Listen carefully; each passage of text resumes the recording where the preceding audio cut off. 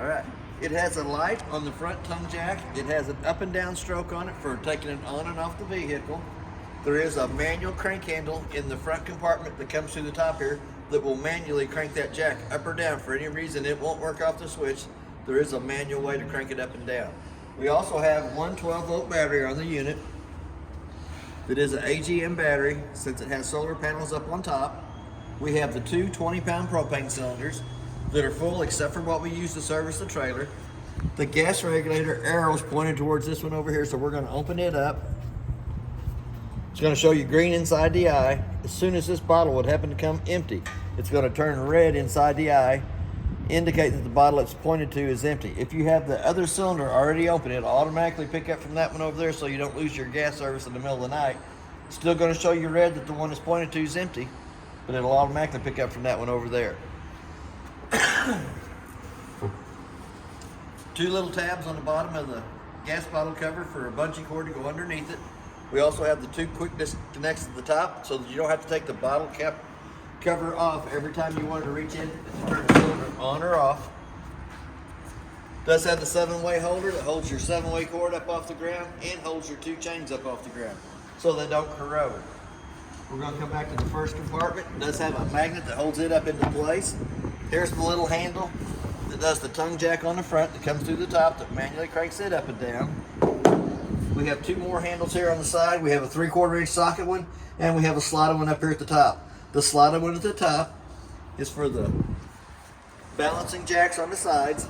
Goes on the off-door side to manually crank that jack up or down. The 3/4 inch one does your slide rooms and where your spare tire cover, our spare tire comes down at. We also have a battery disconnect in the front so that when you're not using the unit and you want to save all the battery that you have in the battery left, you can turn the key off, pull the key out, and it will save the juice that's in the battery for the next time you come back to the unit. It also has a solar panel up on top. It does have a digital solar panel readout here on the side, tells you what the solar panels are putting out to the batteries and how charged the batteries are. As we step down along this side here, it does have the Suburban Insta-Heat hot water heater. It is in the off position right now. We're going to go ahead and turn it on so that when we turn the inside part on, you can see how it actually operates on the inside too. It does have a pop-off valve in the lower right-hand corner of it. We're going to go ahead and shut that. We're going to come to our termination valves next.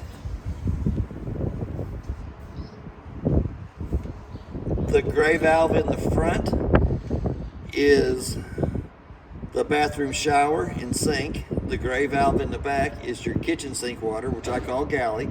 And then the 3-inch black valve in the back is the toilet water only. It does have an outside shower that gives you hot and cold run water on this side of the unit. The next one right down below that is the outside of the furnace. I always suggest putting the mud diver screen over the outside of the furnace for the simple fact the screen's less than 20 bucks. It's $145 an hour for every hour that you have to take the furnace out to clean the mud divers out of it. So that's a very good investment in your unit. Lug nuts on the trailer has been torqued at 100 foot-pounds. That's what's recommended on the side. The tires are rated pressure, which is 80 pounds on the side of the tires cold. The hole right back here on this side is for cranking the slide room on the front of the unit in or out. For any reason it won't work on its own, you can use the brass colored handle with a 3/4 inch socket on the end of it to manually crank the room on the opposite side in or out. It has a 50 amp power cord. It goes on, makes a quarter of a turn, tighten up the black knob at the top of it. The cord also has two blue lights on the other end of the handle where it's plugged into the building that shows you that you have 110 power coming through that. We have our black tank flush up here at the top. We have a city water connect and a fresh tank fill. Anytime you hook a water hose to the unit, you'll want to have a pressure regulator on the end of the hose that cuts the water pressure down between 41 and 45 pounds of pressure. It does have the hitch on the back. We have a park cable hookup, satellite 1 and satellite 2 hookups here in the back.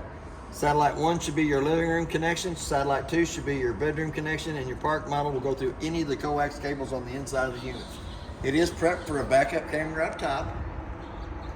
It also has the Lippert extendable ladder hookup on the right hand side. But if you want to buy the ladder that extends up to that for going up and checking the roof, you can get that if you wanted to. We have a switch here in the back that runs the 2 stabilizer jacks down in the back. Sometimes one of them comes down at a time till it hits the ground, then the other one comes down till it hits the ground, and then you just put a little bit more pressure on them just to level it up.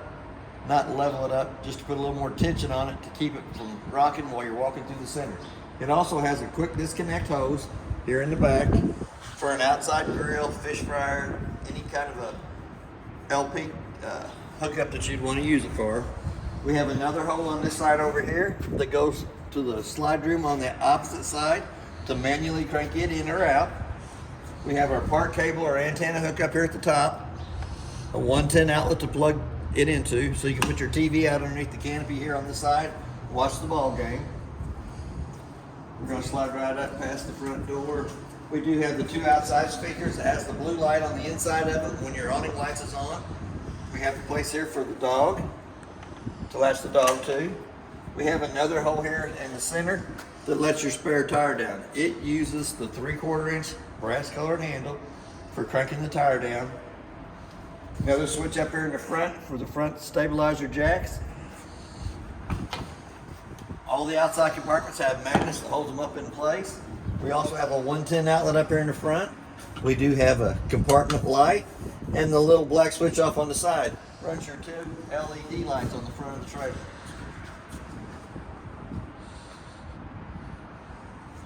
And I did notice that the front compartment is a heated compartment that is underneath your bed. So it brings heat into the front compartment. We're going to go back to the front door. We're going to move the handle up out of the way. We're going to open the door fully extended. Blue handle on the left-hand side loosens the steps from the door frame. We're going to slide it out. Push button underneath each one of the legs. There's 15 to 18 slots in the legs for adjustment. The main thing when the steps come out, they have to lay flat in the threshold. That way your front door closes over the top of them properly. We're going to open the door all the way back up. We're going to step up inside the unit. It does have a working fire extinguisher on the left-hand side as we come in. We're going to go up and run the slide rooms out.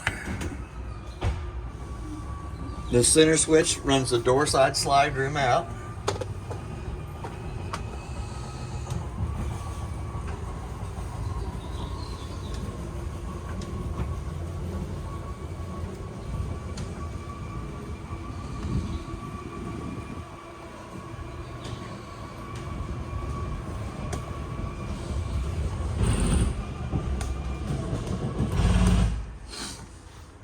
We're going to come back up to the Suburban Insta-Heat hot water heater.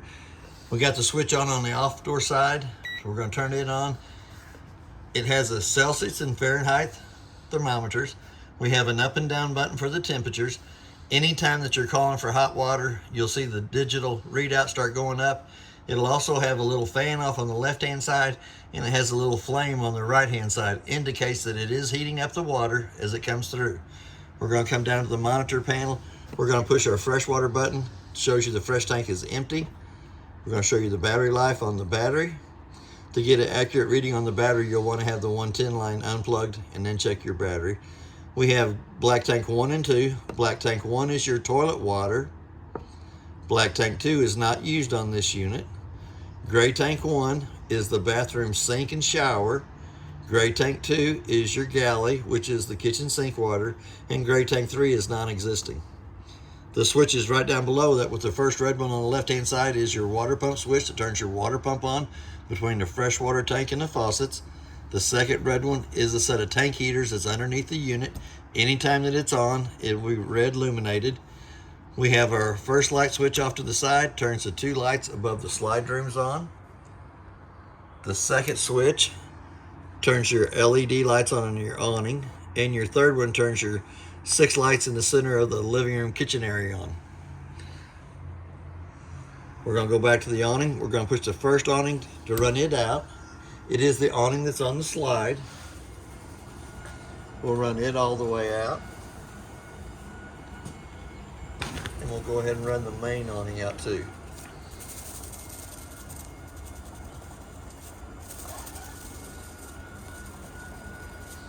Both awnings have a little skirt that hangs down at the very end to show you when they're fully extended.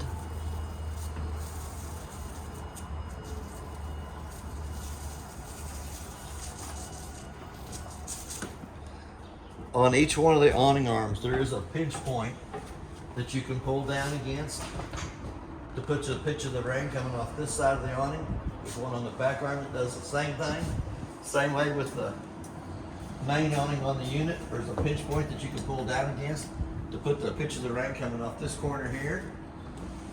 Before you roll either one of the awnings back up, you'll want to have those arms in a straight position so that when it rolls up, it rolls into the cradle. It has awning lights underneath each one of the awnings. And we also have the blue lights in the speaker. Anytime the awning lights are on, those blue lights are on in the speakers too.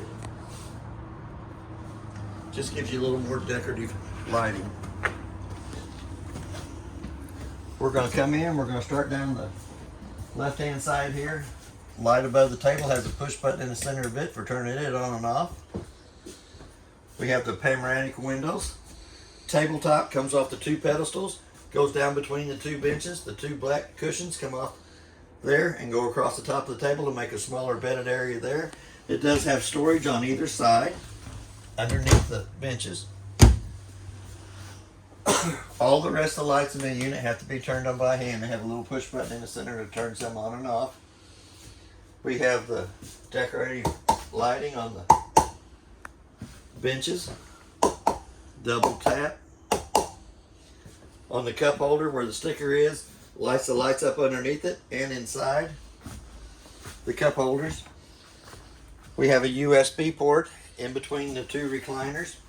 The handles for the recliners are off to the side on the outside of each one of them. We have our curtains, shades, fold out. Blacks out the windows pretty good. We have a 110 outlet and USB port on either side of the couch in the back. The back window is used for an exit since it does have a bed that comes out of the couch. The two lights above it have to be turned on by hand. Same way with our shades here in the back. You can pull them halfway down. You can pull them all the way down, either way you wanted to do them. We're going to come back to the TV area. The bigger remote runs the TV.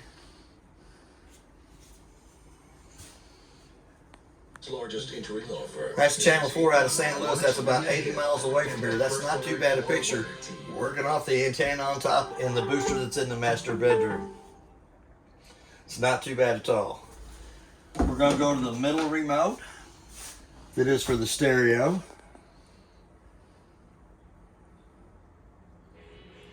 We have our Zone 2 on, which is our outside speakers, so that we don't get blasted on the inside. Excuse me, but it does have zones 1 and 2. You can crank your volume up. You can change your radio stations.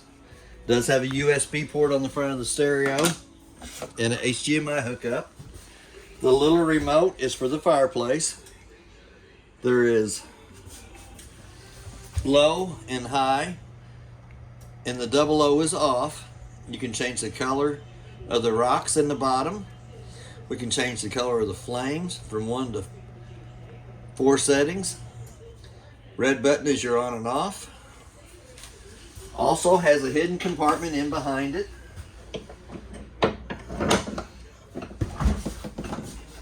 We're going to open it up. It gives you quite a bit more storage. It does have a two-way light in there. See the light just come on as we open the door. Or you can turn that switch the opposite way and it stays on 24/7. But it gives you quite a bit of space for storing extra stuff inside there. We would put our snacks in there. Snacks would be ours. We're big on snacks. And DVDs or anything you don't want anybody else finding. We're going to pull that back and lock it back into place. We're going to come up to the stovetop. It does have a light for the stovetop and a fan. It does have a shade in behind it. We're going to come to the glass stovetop. We're going to turn the button on the right hand side on. Illuminates the valves, gas valves on the stove. We're going to take the glass stovetop up 2 times up out of the way. We're going to turn it to where it says pilot on. We're going to use the striker on the left hand side to light them. We'll let it run for a minute.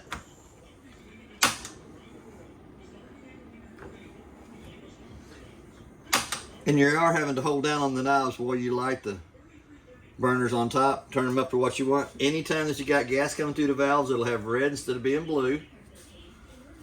So we're going to turn them right back off. Before you lay the glass stove top down, you want to make sure that's cold to the touch of the hand. We're going to come down to the bottom. We're going to turn the pilot on for the oven using the same striker.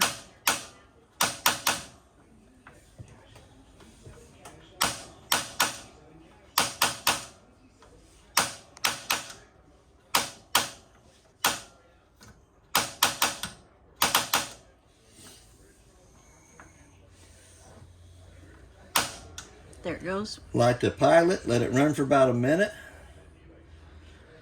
Once it heats the thermocoupler up above it, then you can dial it up for the temperature you want it to come to. And if you flip the switch on the right hand side to the down position, you still have the illuminated valves up on top, but you also have a light inside the oven. We're going to go ahead and turn that back down. We're going to turn that off. Close that. It does have a metal drawer down below it.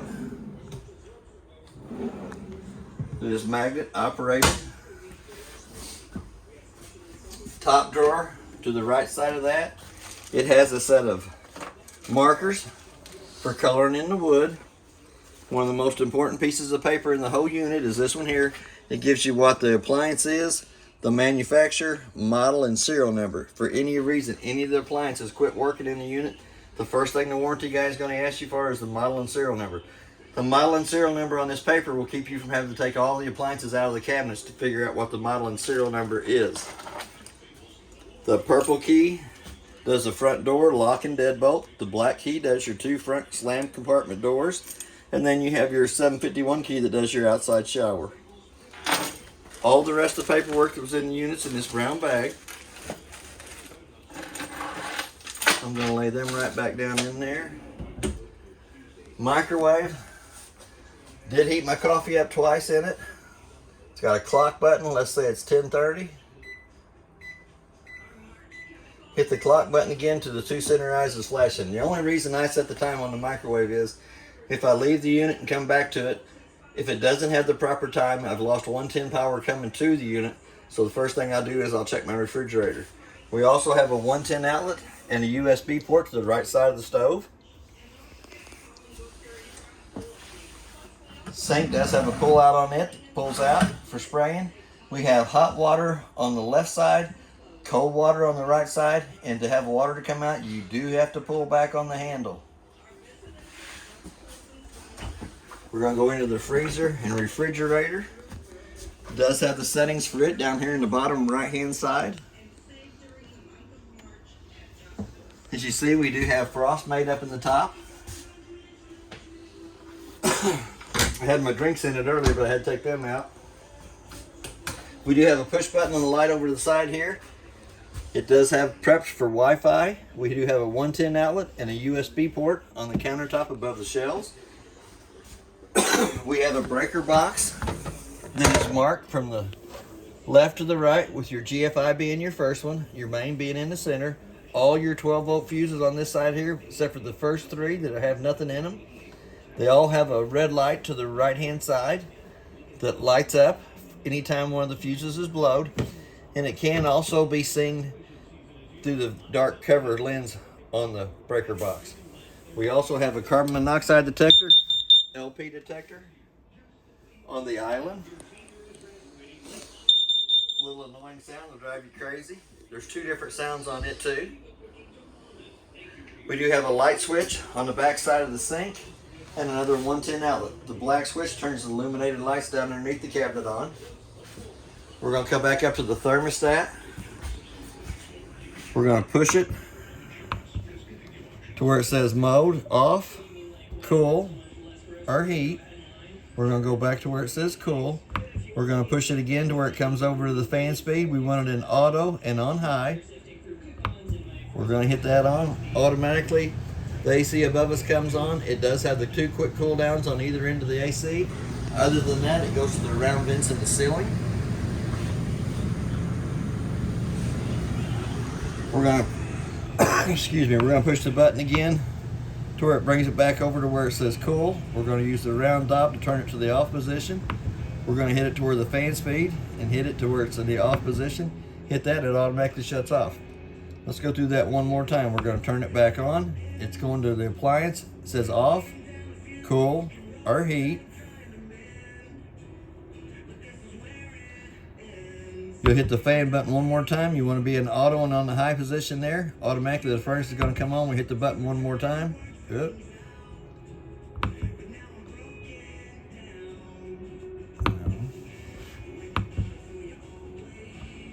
I want it to come over where it says heat. Hit that mode button one more time. There kicks the furnace on. You'll dial your temperature up for it. You'll dial your temperature down for the AC. We're going to bring it back down here to where it says heat.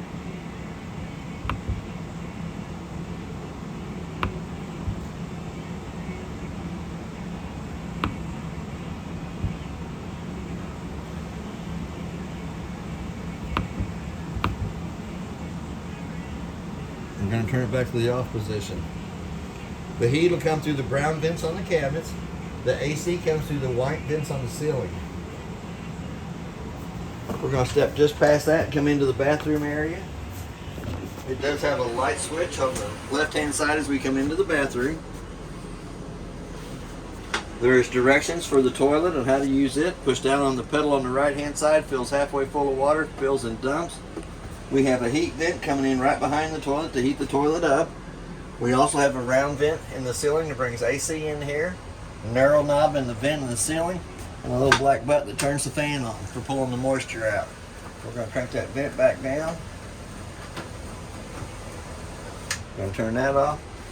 We have a sliding door for the shower.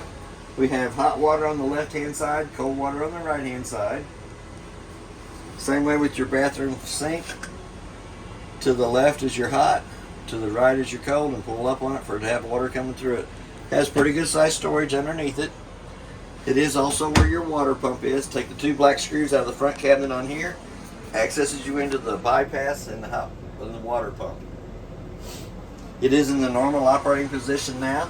Has pretty good sized storage above it with a toilet paper holder. Pretty good sized storage in behind it for extra towels, horse rags. We're going to come out of the bathroom. The two lights right above us have to be turned on by hand. They have a little push button in the center of those.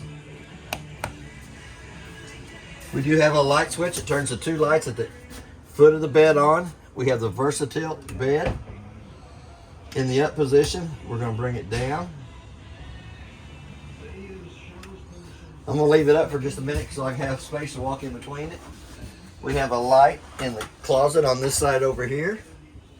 We also have 4 screws in the back of this panel right here that accesses you into the back of the Suburban Insta-Heat hot water heater. We do have a fire extinguisher window or fire escape window on this side over here, off door side of the unit. There's a place for a TV up here. Hooks to the park cable or antenna hookup. Does have a satellite hookup in here and a 110 outlet to plug it into. Each one of the closet spaces have a USB port and a 110 outlet in them. The two lights above the bed have to be turned on by hand, have a little push button in the center of those. The AC in the master bedroom area, we're running a compressor wide open on it. It has a low fan speed, 2 low speeds, 1 high, 1 low cool, and 1 high cool. Vents out either end of the AC unit itself. It is prepped for a heat strip. Does not have the heat strip in the AC. That can be added later. So we're going to turn that right back off. The AC from the living room comes through the round vent in the ceiling. The AC from the master bedroom comes out either end of the cover on top. We still have the shades. Comes down, locks over the windows, blocks it out. And there is a shade for the front window to come down to block it out too. That's basically everything on your unit. If you have any kind of questions, I'll try to answer them the best that I can. And thank you for your time.